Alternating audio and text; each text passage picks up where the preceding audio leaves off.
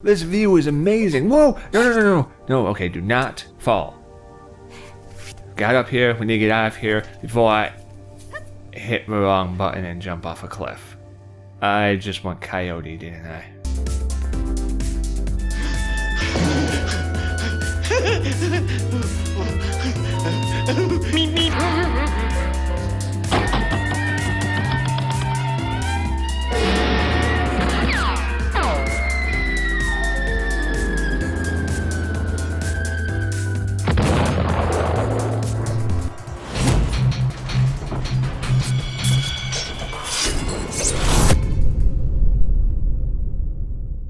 Welcome ladies and gentlemen, I am SocioPsycho and this is Mob Reviews, and today we take a look at Toren.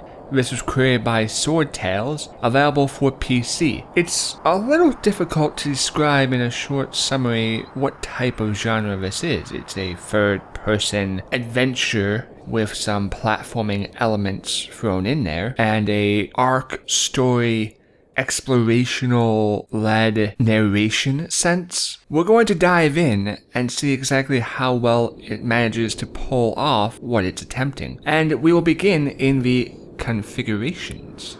Now, when we go into here, you do have video settings, as they do have a wide berth of screen resolutions, which is appreciative. You do have a basic quality in the graphics. Now, the graphics themselves really do draw the line to just bare minimum on the, okay, you're just squeaking by in the pleasant to look at versus that hurts my eyes. It's not bad per se in some fashions, because in the way that the levels are designed, it expresses a artistic flair. And so a lot of the expression that the game has, even though the graphics are much lower quality, does so in a manner where it is like a flower blossom. And so even though it may not be the most prettiest flower, it still looks good in blossom.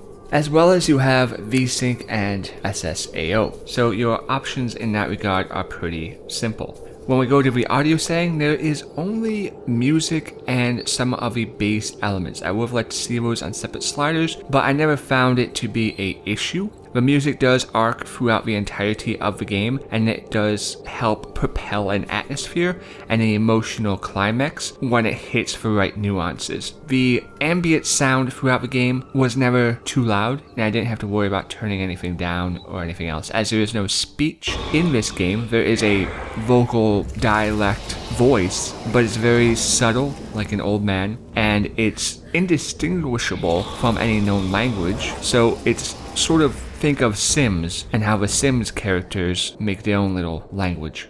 And when we go into game settings, you do have a very simplistic control of motions, keyboard or controller, and the keys are rebindable, so that is appreciative. Now, I will state in the beginning that the game heavily emphasizes on having a controller for optimization in its playstyle. I played it with a keyboard, and while there were minor little areas where grabbing onto a box or some such was a little more difficult than it should have been, I don't know if that was transitioned because of the poor reference grabbing of a box itself or because I wasn't using a controller. But outside of a few minor things like that, I didn't find any issues with the momentum and moving around with a controller. So even though it heavily emphasizes controller, you really don't need one. The game's been running at 60 frames per second with no tearing, clipping, or crashing. There's been no performance issues whatsoever on that regard.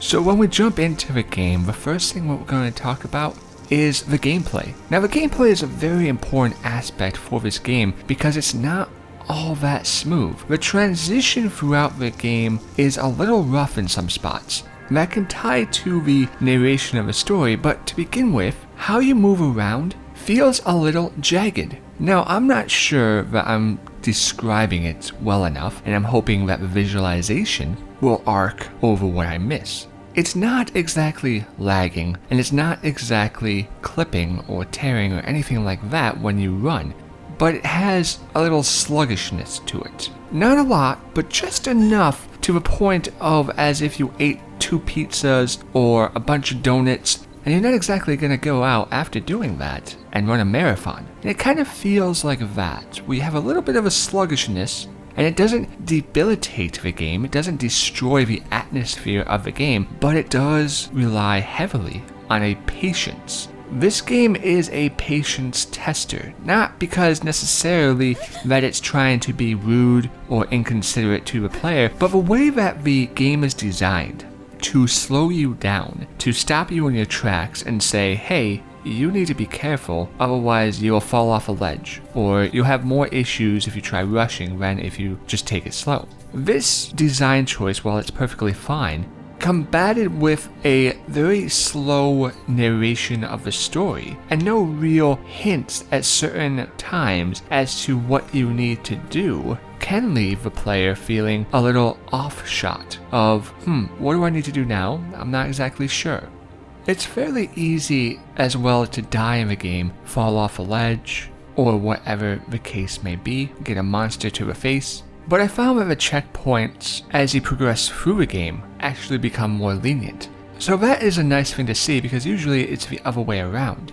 It's nice that as you progress through the game, that as the game grows larger, the checkpoints keep up, and the checkpoints help bridge those gaps that make it so you don't lose so much progress. As there are chapters throughout the game and you're able to go back if you wish. But these elements lead into the platforming, and the platforming is guided. That's probably the best way to say it. If you jump off a ledge onto another ledge, as long as your direction is in with a 60-degree angle of the other ledge, it will pretty much carry you, and sometimes it does look like you float a little bit, or you really got some distance in your jump, as if you're some sort of Olympian, but it doesn't do it enough or put you in enough of that situation where it looks silly, or you come across it so much that it really stands out as a negative. It becomes obvious because of the platforming mechanics of the game not being fine-tuned to a degree of high fluidity in the movements of a character, and that's because it spent so much time on the artistic direction of the game. There are a multitude of puzzles, but these puzzles are within moving. They all come down to a simple combination of using the environment to get through the multitude of the maze-like designs. And this area of the gameplay is really why a majority of people will not enjoy this game, because as I said, it really hits heavy on the patient category. The game does not embody a sense of clever thinking and a sharp eye to deduct clues as you progress forward in order to get to the next stage or get to the next area.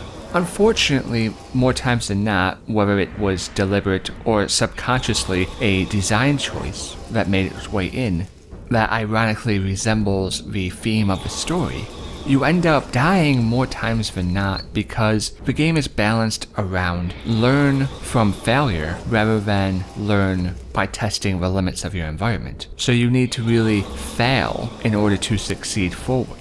Not a, well, I almost died, or oh wow, that was really close, but an outright blatant, well, that definitely wasn't what I needed to do, or that definitely was not what I should do. I guess I'll have to try something completely different. And this is why the checkpoint system later on is invaluable, because they don't make the progress you lose too bad over time that you have to push back. But I did have to reload way more than I was comfortable with or desiring, even in my gameplay.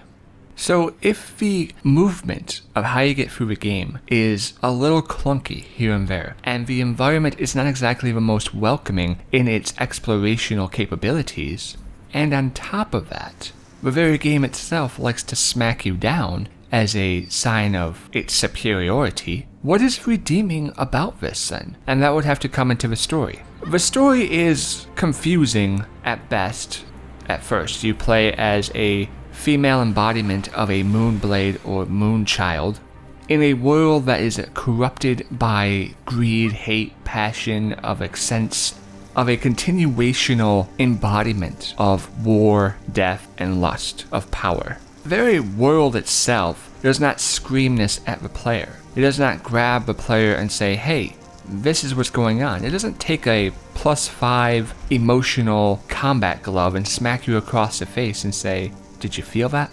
It does it by beating around the bush. And that's not exactly the style, I would have went with it, because it makes the player question, well, what's going on next?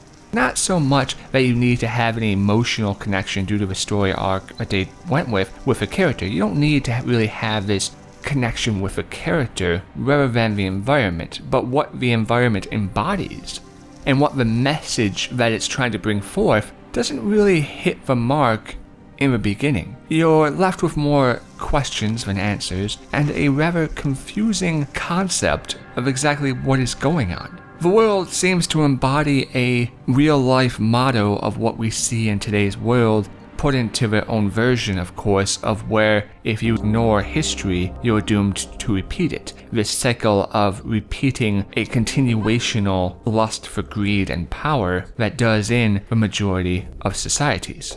The game is also very sprung out with little minor cinematical clips. If you're going up an elevator of sorts, or there's a dragon flying by, it's not that these are bad, but it does rely very heavily on them to tell the story. So here you are as the player, playing the game with a story arc that's not really pushing you forward as an individual. It may entice you because the world is so weird, it's so bizarre, it's so confounding that you're trying to understand what's going on, but there's never really enough answers. And so all you're really left with is a confusion upon what is happening. And the ending does have a pretty good closure. The ending of the game, while I won't spoil anything, does wrap itself up nice, and it gives you a nice little, hey, you know what, that was kind of cool. But when I look back on it, when I actually think about my time and my experience and my confusion throughout the entirety of the story till this point, it didn't do enough to enthrall me to want to know more. There were times where I would have rather left due to the frustrations of the mechanics of the game, the clunkiness, because the story wasn't there, not to necessarily hold your hand, but to encourage you or entice you to seek it out. The point is to climb the top of this tower and fight the evil embodiment of the lust and greed which had taken shape of a dragon, or some sort of similar description of the story. As I said, it is a little confusing on what exactly the story is meant to embody. And once you finish the game, it's obvious what the subject of the story is, but going through the game, it feels more like an old Chinese proverb, or a haiku, or a summary of a book. And if I'm doing any justice to describing the story by leaving you with a confusion, curiosity, or unfulfilled answer in what the story is, then I've described the story pretty well, or at least the experience that I have experienced through the game.